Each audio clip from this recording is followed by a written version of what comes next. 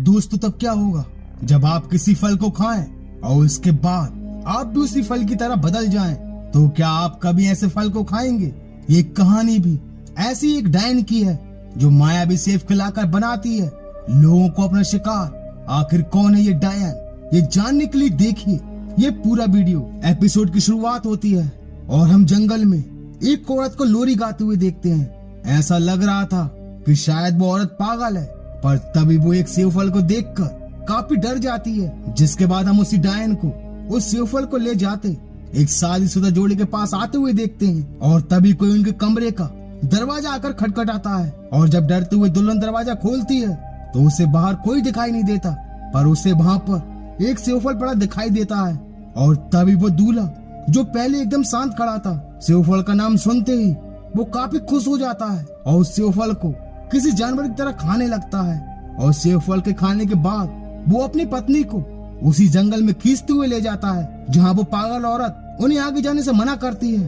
पर वो लड़का उस औरत को धक्का मारकर उसी सेब फल के पेड़ के पास आ जाता है और अपनी पत्नी को पेड़ के पास धकेल देता है और उसके चारों तरफ आग लग जाती है।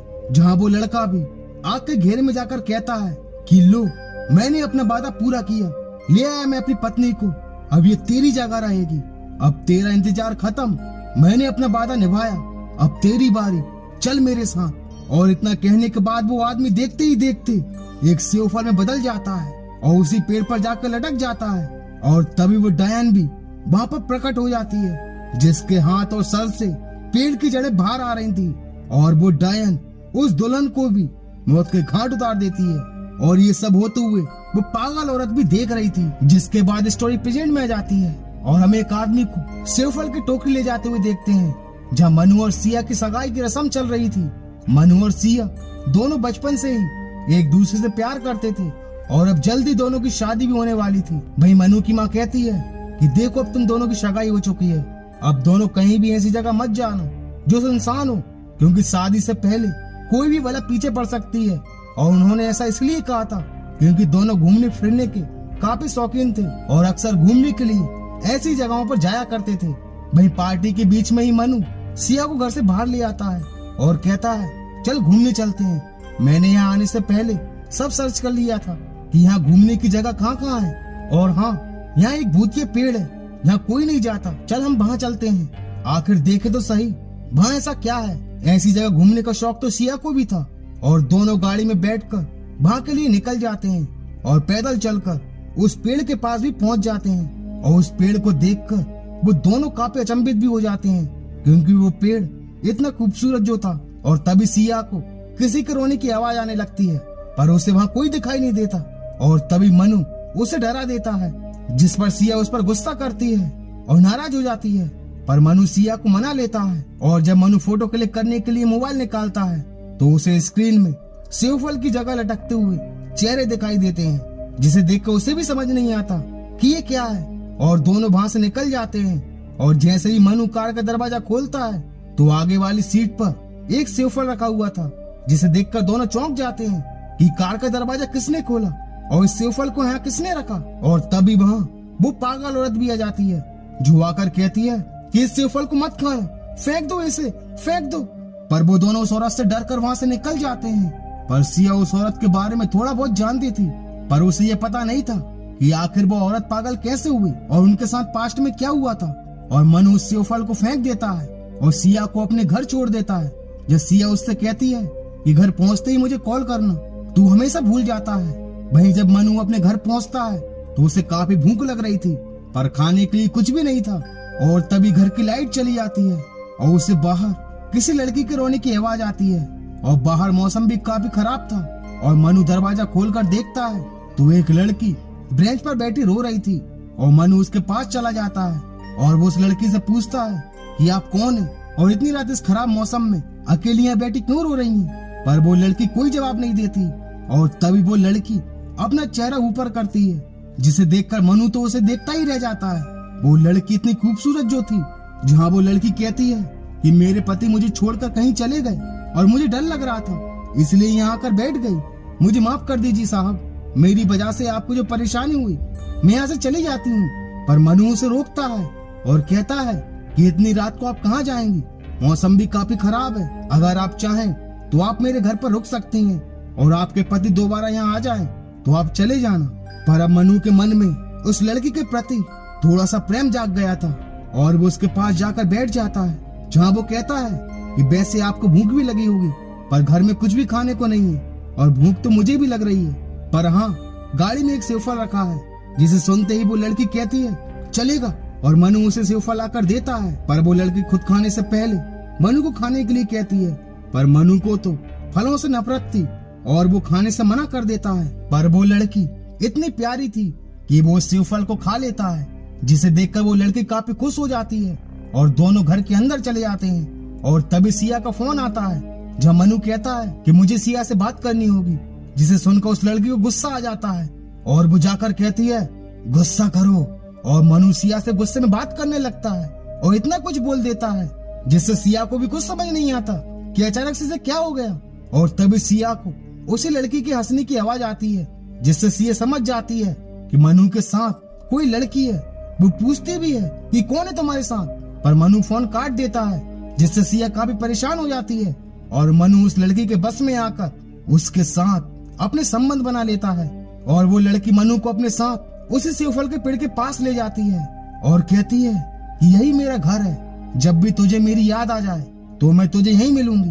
और तभी मनु का फोन बजता है और उसका सपना टूट जाता है और फोन सिया का ही था, जहाँ सिया पूछती है कि क्या हुआ, तेरी तबीयत तो ठीक है ना, कल तू किस तरह से बात कर रहा था मुझसे, सच सच बता कल रात को तू किस लड़की के साथ था। और ये सुनते ही मनु को उस लड़की का चेहरा याद आता है, पर वो समझ नहीं पाता कि वो हकीकत थी या फिर सपना।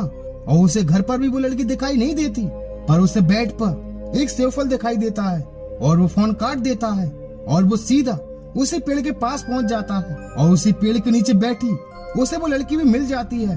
और वो उसके पास जाकर कहता है कि तुम इस तरह मुझे अकेले छोड़कर क्यों चली आई, जहाँ वो लड़की कहती है कि मैं अपने पति का इंतजार कर रही थी। पर मनु कहता है कि उसका इंतजार क्यों करना, जो आपको इस तरह अकेला छोड़कर चला गया, और कब तक आप उसका इंतजार करती रहेंगी अगर वो नहीं आया तो। जहाँ वो लड़की कहती है कि अगर तू चाहता है कि मैं उसके इंतजार से मुक्त हो जाऊं तो इसका एक ही रास्ता है कि मेरे बदले का इंतजार कोई अपने सर ले ले, मतलब ये कि वो मेरा इंतजार करे, और ऐसा सिर्फ तेरी होने वाली बीवी कर सकती है। बता मुझे पाने के लिए करेगा तू। और वो उस लड़की के प्यार में आके हामी भर देता है और वो लड़की उसे फिर से एक सेवफल खाने को देती है और मनु सेवफल को खा लेता है और सिया से जाकर कहता है कि हम 2 दिन के अंदर शादी करने वाले हैं। पर सिया कहती है कि 2 दिन में शादी कैसे हो सकती है, पर मनु उसे जवाब देता है कि शादी अगर होगी तो 2 दिन में होगी, वरना नहीं होगी। शादी तो हम दोनों को करनी है, इसमें किसी और का क्या काम। और ये कहकर मनु वहाँ से चला जाता है। पर सिया को अब कुछ गड़बड़ नजर आने लगी थी और तभी उसे एहसास होता है जैसे उसके पीछे कोई है, पर पीछे तो कोई नहीं था। और तभी उसके सामने वो पागल औरत आ जाती है और कहती है कि मत कर ये शादी, मत कर, वरना तेरे साथ तेरा पति भी मरेगा। वो डायन यही तो चाहती है।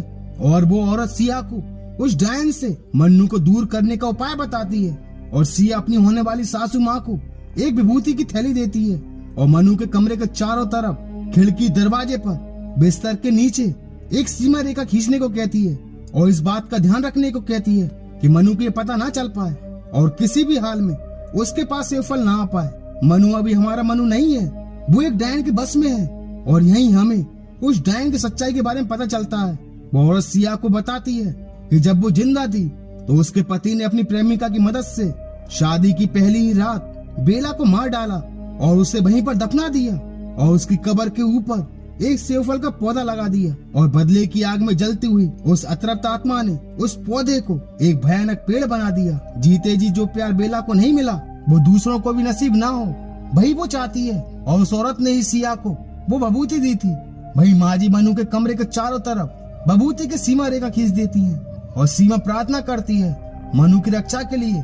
वहीं बेला की आत्मा भी मनु के घर पर पहुंच जाती है और मनु को भी आभास हो जाता है कि बेला सेवफल के साथ वहाँ आ चुकी है। पर बेला की आत्मा घर के अंदर प्रवेश नहीं कर पाती, जिससे वो भी काफी गुस्से में आ जाती है। और वहीं मनु भी कमरे से बाहर नहीं निकल पाता और वो काफी तड़प रहा था। और तभी उसकी माँ दरवाजा खोलकर कमरे में आ जाती है, क्योंकि वो मनु को तड़पता नहीं देख सकती थी। और मनु के माथे पर भी वही विभूति लगा देती है, जिससे मनु बेहोश होकर अपने बिस्तर पर गिर जाता है और बाहर बेला की आत्मा भी चीखने चिल्लाने लगती है। वहीं जब सिया शादी के लिए तैयार हो रही थी तो मनु भी उसके पास आ जाता है, जो अब पूरी तरह से ठीक था, और वो सिया से अपने किए की माफी भी मांगता है। जब सिया भी उसे माफ कर देती है, क्योंकि वो जानती थी कि जो भी मनु ने उसके साथ व्यवहार किया था वो उस डायन के माया जाल की वजह से किया था। और इसके बाद उन दोनों की शादी भी संपन्न हो जाती है। वहीं जब सिया मनु के कमरे में जाती है तो वहाँ विभूति की रेखा नहीं खींची थी, पर माजी ने तो रेखा खींची थी। और तब उन्हें पता चलता है कि घर की काम वाली बाई ने पहुंचे से उस रेखा को मिटा दिया था, जिसे सुनकर वो दोनों काफी परेशान हो जाते हैं। वहीं जब मनु घर के बाहर किसी से बात करके जा रहा होता है कि तभी बेला भी पहुंच जाती है, जो कहती है कि मैं कब से सच्चे प्यार का इंतजार कर रही हूँ। मुझे लगा था कि तेरे ही हाथों से मुझे मुक्ति मिलेगी। सच्चा प्यार करने लगी थी मैं तुझसे, पर तूने भी मुझे धोखा दे दिया। अब जा रही हूँ मैं बिरहा की अग्नि में जलने।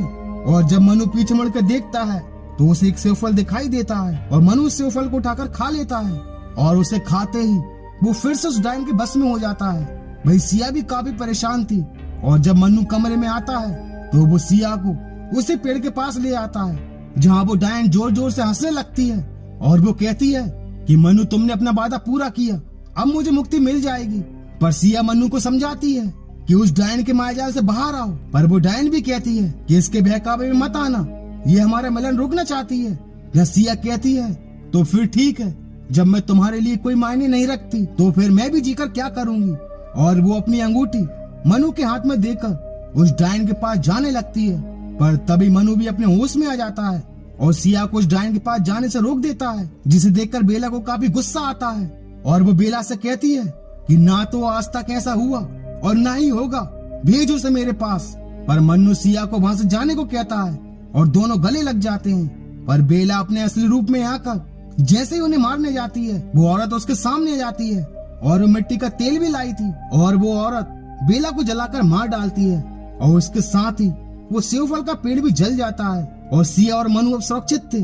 और इसी के साथ मायावी सेब डायन का मायाजाल इस एपिसोड का दी एंड हो जाता है। And thank you so much for watching this video.